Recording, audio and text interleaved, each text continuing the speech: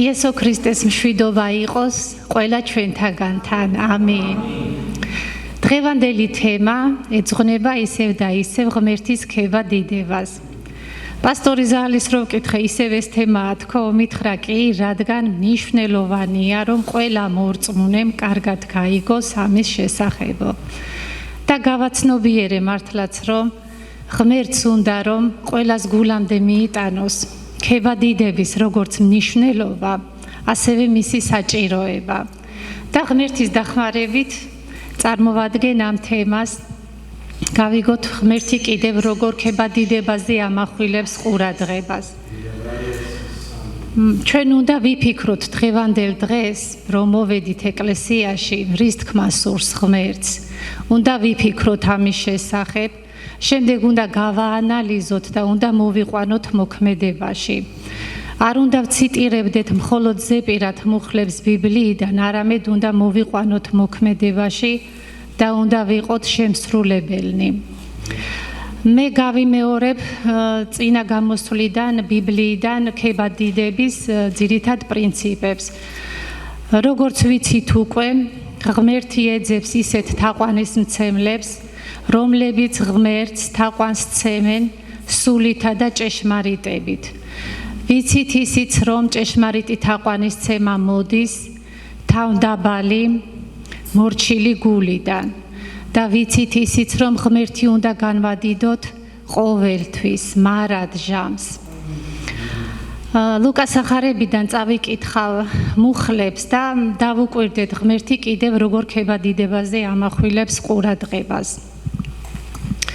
ერთ სოფელში რომ შედიოდა, 10 კეთროვანი კაცი შემოხვდა, რომლებიც შორიახლოს გაჩერდნენ.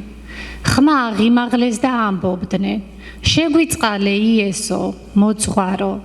დაინახა და უთხრა: წადით და მღვდელს ეჩვენეთ.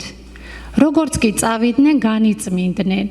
ერთი მათგანი, როცა ნახა, რომ განიკურნა, დაინახა და უთხრა: წადით და ეს უკვე განიწმინდნენ.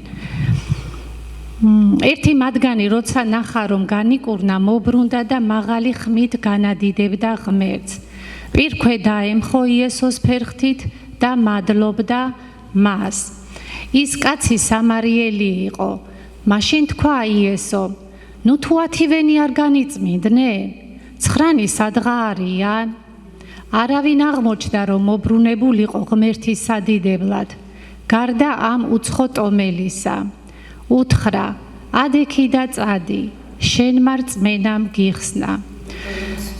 იესო ქრისტემ განკურნა 10 კეთროვანი.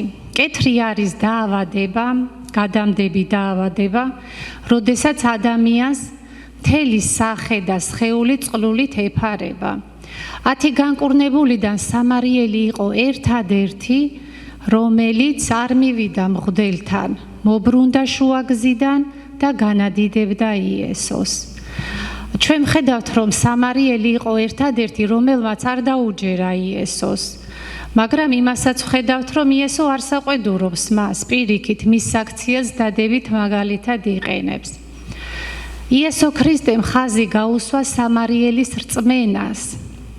და რაში გამოიხატებოდა სამარიელის რწმენა? სამარიელის რწმენა გამოიხატებოდა ღმერთის დიდებაში, რადგან დაწერილია, რომ მობრუნდა შუაგზიდან, განადიდებდა ღმერთს, პირქვე დაემხო იესოს ფერხთით და მადლობდა მას.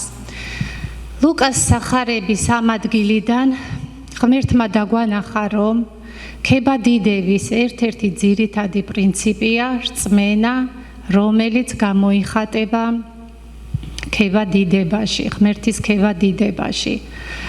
ეხლა რაც შეეხება ქება დიდების საჭიროებას.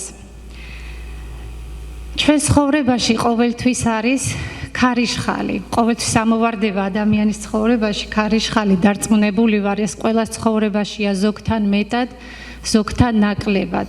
და რას ვაკეთებთ ამ დროს ჩვენ? უნდა ვადიდოთ ღმერთი ხმამაღლა. უნდა გამოვთქვათ ღმერთის სიტყვები ხმამაღლა ჩვენი ბაგით, რადგან დაწერილია, რომ ღმერთის სიტყვები ორლესული მახვილია, რომელიც გამოყენებული უნდა იყოს მტრის წინააღმდეგ. ხოლო თუ ჩვენ ამ ორლესულ מחვილს არ ამოვიღებთ ქარქაშიდან, მაშინ ჩვენ ამ ომში ვერ გავიმარჯვებთ. מחვილის დანიშნულებაც ხომ სწორედ მისი გამოყენებაა.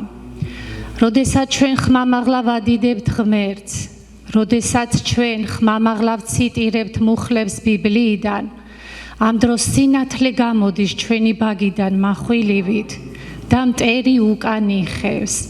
აი სწორედ ესაა ქებადიდების საჭიროება. ამიტომ ადამიანო გახსენი ბაგე, ადიდე ღმერთი, რომ იესო ქრისტემ შენს გითხრას, ადექი და წადი, შენმა რწმენამ გიხსნა.